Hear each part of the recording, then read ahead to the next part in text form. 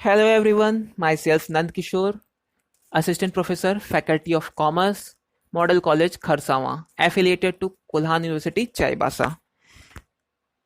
Issue of shares जो मैंने कुछ लास्ट क्लास में आपको बताया था, लास्ट वीडियो में, आज उसका लास्ट पार्ट मैं बता रहा हूँ। For feature of shares, for feature that means किसी के शेयर्स को फॉरफिट कर लेना, उसे रख लेना, उससे छीन लेना, ये कहलाता है फॉरफीचर। तो फॉरफीचर कब होता है? पिछले वीडियोस में मैंने बताया था कॉल इन एरियर के बारे में, यानी एक शेयर होल्डर ने कॉल का पैसा नहीं दिया। कंपनी ने एक नोटिस दिया, कंपनी ने दो नोटिस दिया, लेकिन उस बंदे ने यानी उस शेयर होल्डर ने पैसा पेमेंट नहीं किया। तब कंपनी के पास ये राइट है कि उस शेयर होल्डर के शेयर्स को जब्त कर ले, फॉरफिट कर ले, और उसके जितने भी पैसे जो कि पेमेंट कर चुका था वो सारे पेमेंट भी जब्त कर ले। इसे ही कहा जाता है forfeiture. If a shareholder fails to pay allotment and या फिर दोनों ही calls on the due date, they are said to be in default. If after a reasonable time the amount due are not received, such shares may be forfeited. Thus, forfeiture of shares means compulsory termination of membership। मतलब कि अब वो share holders company के member नहीं रहे, उनका share certificate जब्त कर लिया गया। अब वो कंपनी के शेयर होल्डर नहीं है, ना ही मेंबर है, ना ही वो जनरल मीटिंग में भाग ले सकते हैं, ना ही वो उनके पास अब वोटिंग राइट है। मतलब कि उसे कंपनी से permanently as a member terminate कर दिया गया है। इसके अकाउंटिंग ट्रीटमेंट को देखेंगे नेक्स्ट स्लाइड में। कंपनी के शेयर्स कैसे कैसे इश्यू हुए थे? जब शेयर्स इश्यू हुए थे पार में, तो तो एंट्री हो जाएगा शेयर कैपिटल अकाउंट डेबिट। जितना कॉल्ड अप वैल्यू है, यानी कि अगर कंपनी ने 10 रुपए का शेयर से 8 रुपीज ही कॉल्ड अप किया है, तो डेबिट में 8 रुपीज ही होगा। टू शेयर फॉरफीचर अकाउंट, यानी शेयर होल्डर ने जितना पेमेंट कर दिया था, एज्यूम करते हैं 4 रुपए एप्लीकेशन में उसने पेमेंट कर दिया था, तो शेयर फॉरफीचर में 4 रुपए आ जाएंगे। टू शेयर अलॉटमेंट में उसने अगर 2 रुपए दे दिया तो शेयर अलॉटमेंट में 2 rupees, and two call in arrear 2 rupees, यानी कि एज 8 रुपीज का पूरा जब्त हो गया। जिसमें से उसे कितना जब्त हुआ शेयर फॉरफीचर अकाउंट में? जितना उसने 4 रुपए दिया था वो जब्त हो गया। सेकंड है, जब शेयर प्रीमियम पे इश्यू किए गए थे, तब क्या होगा? शेयर कैपिटल में कॉल्ड अप अमाउंट उतना ही होगा। अगर सिक्योरिटीज प्रीमियम अकाउंट में अनपेड है, यानी कि सिक्योरिटीज प्रीमियम का अमाउंट भी उसने पे नहीं किया था, तब उसको डेबिट करेंगे। लेकिन अगर सिक्योरिटीज प्रीमियम अकाउंट का उसने पेमेंट दे दिया था, तब उसे डेबिट नहीं करेंगे। To share forfeiture, share allotment, to calls in arrear, जैसा पिछला यानी एट पार वाला में था, एज इट इज पूरा रहेगा। ये था शेयर फॉरफीचर। शेयर फॉरफीचर से फाइनली क्या होता है? कंपनी के मेंबर्स यानी कि शेयर होल्डर्स को टर्मिनेट कर दिया जाता है। अब ये जितने भी शेयर्स फॉरफिट हो जाते हैं, इनका क्या होगा? इन्हें फिर से कंपनी चाहे तो री इश्यू कर सकती है। अगर कंपनी के आर्टिकल ऐसा परमिशन दें, तो कंपनी चाहे तो जितने भी शेयर्स जो फॉरफिट किए गए हैं उन्हें री इश्यू कर सकती है। हाँ, a company is empowered to reissue its forfeited shares if authorized by article। अगर आर्टिकल्स ऑफ एसोसिएशन में इसका ऑथराइजेशन नहीं है, तो पहले आर्टिकल ऑफ एसोसिएशन को अमेंड करना पड़ेगा, देन कंपनी ऑथराइज हो जाएगी फॉरफिटेड शेयर्स को री इश्यू करने के लिए। री इश्यू दैट मीन्स जैसे इश्यू किया जाता है, ये वैसा ही इश्यू है, बस क्या है कि ये शेयर्स पहले ऑलरेडी एक बार इश्यू किए जा चुके थे, तो अब अलग से प्रॉस्पेक्टस इश्यू करने की कोई ज़रूरत नहीं होगी। इन्हें डायरेक्ट किसी भी पर्सन को री इश्यू किया जा सकता है, और जनरली ऐसा देखा गया है कंपनी के प्रोमोटर्स या डायरेक्टर्स ही ऐसे शेयर को परचेस कर लेते हैं। Second point, forfeited shares may be reissued at par, at premium और एट डिस्काउंट। मैंने एक पिछले वीडियोस में एक बार बताई थी कि company as per section 53 company अपने शेयर्स को डिस्काउंट पे इश्यू नहीं कर सकती है, लेकिन इस केस में कंपनी डिस्काउंट पे इश्यू कर सकती है। कब? यहाँ पे क्या पॉइंट था? फॉरफिटेड शेयर्स में बी रीइश्यूड एट पार, यानी कि 10 रुपए का शेयर था, हमने उसे फॉरफिट किया और 4 रुपए हमारे पास क्या आ गए थे शेयर फॉरफिचर अकाउंट में।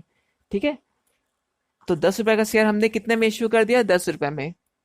सेकंड में एट प्रीमियम, यानी 10 रुपए का शेयर हमने 12 रुपए में इश्यू कर दिया। And the last one at discount, यानी 10 रुपए का शेयर हमने 8 रुपए में इश्यू किया। तो ये 2 रुपए हमने क्या किया, लॉस। तो जब भी ऐसा होता है डिस्काउंट में इश्यू किया जाता है तो अधिकतर कंपनी के मेंबर्स, ओल्ड मेंबर्स या डायरेक्टर्स ही फॉरफिटेड शेयर्स को परचेस कर लेते हैं। Third point, if reissued at discount then amount of discount must not exceed the amount actually received on those shares at their first issue। इसका क्या meaning है, यानी कि अभी हमने एग्जाम्पल में देखा था शेयर इश्यू किया गया था और शेयर फॉरफिचर अकाउंट में हमारे पास 4 रुपए बचे हुए थे।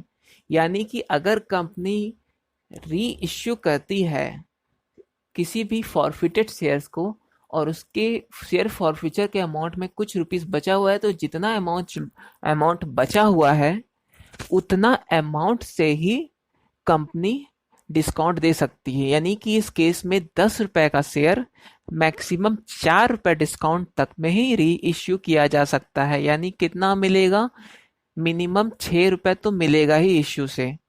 4 रुपए से ज्यादा कर दो डिस्काउंट नहीं दे सकते हैं। डिस्काउंट कितना भी दे सकते हैं, यानी कि ₹1 to 4 कुछ भी दे सकते हैं, लेकिन not more than 4।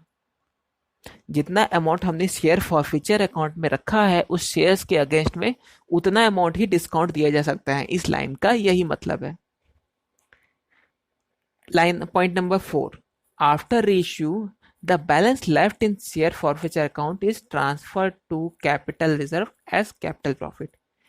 Share forfeiture account हमारा था, अज्यूम करते हैं हमने ₹2 डिस्काउंट में शेयर को इश्यू किया था, री इश्यू किया था। यानी कि ₹4 का हमारे पास शेयर फॉरफिचर अकाउंट था, जिसमें से ₹2 हमने क्या किया, यूज कर लिया एज ए डिस्काउंट। कितना बच गया, ₹2। और क्योंकि ये प्रॉफिट जो है हमारा कैपिटल नेचर का है, क्योंकि ये तो बार बार तो होने वाला नहीं है, कंपनी का जनरल बिजनेस तो शेयर का फॉरफिट करना तो है नहीं, तो ये प्रॉफिट क्या हो जाएगा, कैपिटल प्रॉफिट। और इस कैपिटल प्रॉफिट को हम लोग ले जाएंगे कैपिटल रिजर्व में, और इस प्रॉफिट को हम लोग एज ए डिविडेंड डिस्ट्रीब्यूट नहीं कर सकते हैं, इसीलिए ये कहलाता है कैपिटल प्रॉफिट और इसे कैपिटल रिजर्व में ट्रांसफर कर दिया जाता है। इसके अकाउंटिंग ट्रीटमेंट के लिए नेक्स्ट स्लाइड में आएंगे। पहला एंट्री देखते हैं, if shares are reissued at par.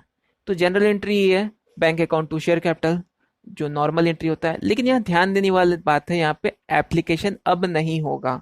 Share application सिर्फ किसी भी शेयर्स के लाइफ में एक ही बार होता है, जो कि इस शेयर्स के बारे में ऑलरेडी हो चुका था, क्योंकि ये तो री इश्यू है। तो bank account debit to share capital account being forfeited shares reissued. Second entry है, if shares are reissued at premium, वही पुराना entry, bank to share capital to securities premium account. यहाँ भी share application नहीं होगा, क्योंकि ये application नहीं है, ये री इश्यू है। Being forfeited shares reissued at premium. And the last one is if shares are reissued at discount। ये एंट्री थोड़ा सा अलग होगा, क्योंकि ये एंट्री आपने अभी तक एक बार भी नहीं की है। क्या है, bank account debit share forfeiture account debit to share capital account. Previous times में, यानी कि पास्ट में, जब कंपनी अपने शेयर्स को डिस्काउंट में इश्यू कर सकती थी, तब जर्नल एंट्री होता था bank account debit discount on issue of shares account debit to share capital. लेकिन अब वो हट चुका है, तो यहाँ पे री इश्यू है, तो री इश्यू हम लोग डिस्काउंट कहाँ से ला रहे हैं, फॉरफिचर अकाउंट से। तो इसीलिए शेयर फॉरफिचर अकाउंट को हम लोग डेबिट कर देंगे और to share capital being share forfeited shares reissued at discount. Narration लिख दिए। लास्ट एंट्री आ गया है, profit on reissue transfer to capital reserve. जब ये प्रॉफिट, यानी कि हमारे एग्जाम्पल में जो प्रॉफिट था ₹2 बचा हुआ है शेयर फॉरफिचर अकाउंट में, जो कि एक कैपिटल प्रॉफिट है, इसको कैपिटल रिजर्व में ट्रांसफर कर देंगे, यानी share capital account, share forfeiture account debit to capital reserve being profit on reissue is transfer to capital reserve. अब फाइनली हम लोग लास्ट स्लाइड में आ चुके हैं, forfeiture and reissue in case of pro rata allotment, जो कि सबसे इंपॉर्टेंट है इस चैप्टर के बारे में, कि जब प्रो राटा अलॉटमेंट होता है तब कैसे री इश्यू और फॉरफीचर होता है, क्योंकि हमारे पास तभी application number of applied shares नहीं होते हैं, क्योंकि हमारे पास क्या क्या होते हैं, कितने शेयर्स फॉरफिट किए गए हैं उसका जानकारी होता है, और हमें ये पता होता है कि प्रो राटा अलॉटमेंट कैसे किया गया है, लेकिन हमें ये नहीं पता होता है कि इस बंदे ने यानी इस शेयर होल्डर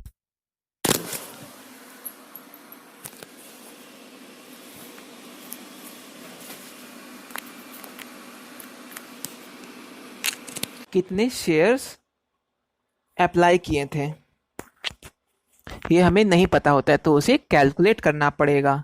तो फर्स्ट पॉइंट है calculate total number of shares allotted. इसे कैलकुलेट करने के लिए हम लोग बस उसका रिवर्स कैलकुलेशन करेंगे, और रिवर्स कैलकुलेशन के बेसिस पे हमें पता चल जाएगा कि इस शेयर होल्डर ने किसने कितने शेयर्स अप्लाई किए थे। सेकेंड है total amount received on such application, क्योंकि प्रो राटा अलॉटमेंट के बेसिस पे अप्लाइड शेयर हमेशा ज्यादा होते हैं अलॉटेड शेयर से, तो एप्लीकेशन मनी अप्लाइड से अलॉटेड शेयर से ज्यादा होगी, तो उस एप्लीकेशन मनी को हमें निकालना पड़ेगा कि कितना एप्लीकेशन मनी आया था। Third point calculation calculate application money available for adjustment, क्योंकि एप्लीकेशन मनी उतना ही हम लोग यूज कर सकते हैं जितना ही शेयर उसको अलॉट हुआ है, तो एक्सेस मनी जो कि एडजस्ट हुआ है अलॉटमेंट या फिर किसी कॉल में, उसका कैलकुलेट करेंगे। एंड फाइनली हम लोग कैलकुलेट करेंगे क्या, एरियर अमाउंट की कितना अमाउंट उसने नहीं दिया है, कॉल्स इन एरियर, जिसके बेसिस पे उस शेयर्स को फॉरफिट करना है। और then finally journalize the transaction, जो कि जर्नल कैसा होगा, same as forfeiture of shares, क्योंकि ये वही है, प्रोराटा अलॉटमेंट से जर्नल एंट्रीज पे कोई इफेक्ट नहीं आएगा।